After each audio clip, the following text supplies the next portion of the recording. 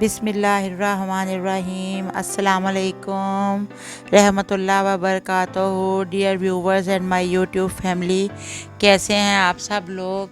उम्मीद है कि आप सब लोग अपने अपने घरों में खैरियत से होंगे।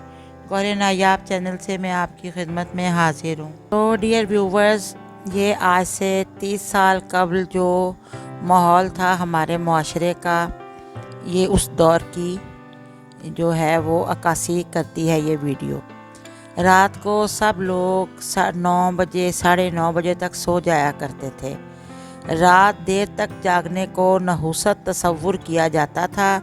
सुबह अजान की आवाज़ कानों में गूंजती थी और उसके बाद घर या हमसायों के मुर्गे अजान दिया करते थे।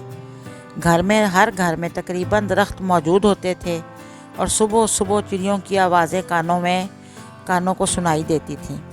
घर के मर्द नमाज पढ़ने चले जाते थे और यूं दिन का आगाज़ बहुत जल्दी हो जाता था।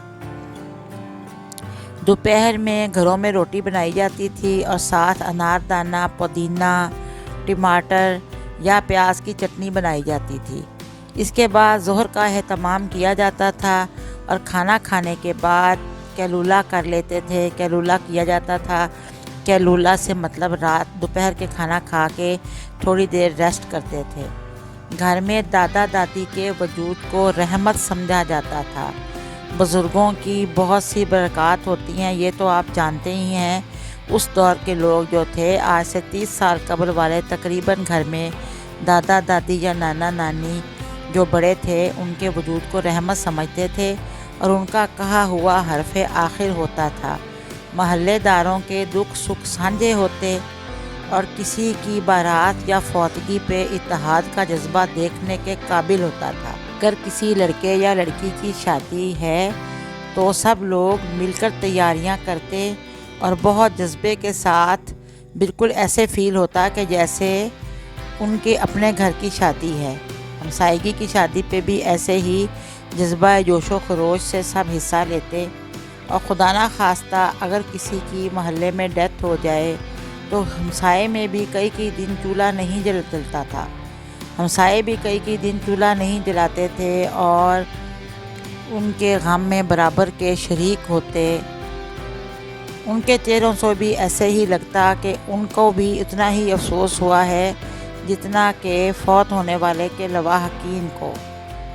फिर दीवारें ऊंची होना शुरू हुई, दरख्त ख़त्म हो गए, परिंदे उड़ गए, मुर्ग पोल्ट्री फार्म्स में चले गए और दीवारें इतनी ऊंची हो गईं कि मस्जिद के इमाम की आवाज़ भी लाउड स्पीकर में कम आने लगी। एक वक्त में कई खाने की टेबल सजने लगीं, कई खाने टेबल्स की जीनत बनने लगे।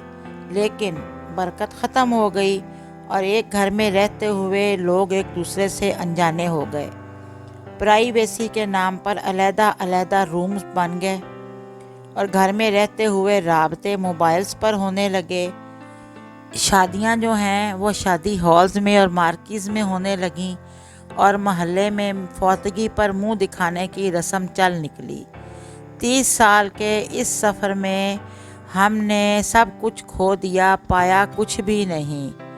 जिन लोगों ने ये दौर देखा हुआ है उन्हें तो अब ये एक ख्वाब सा लगता है और जब भी इस दौर को याद करें तो लगता है कि ज़िंदगी कितनी आसान और सादा थी, जब सब लोग एक दूसरे से हमदर्दी का, मोहब्बत का, प्यार का जज्बा एक दूसरे के लिए रखते थे।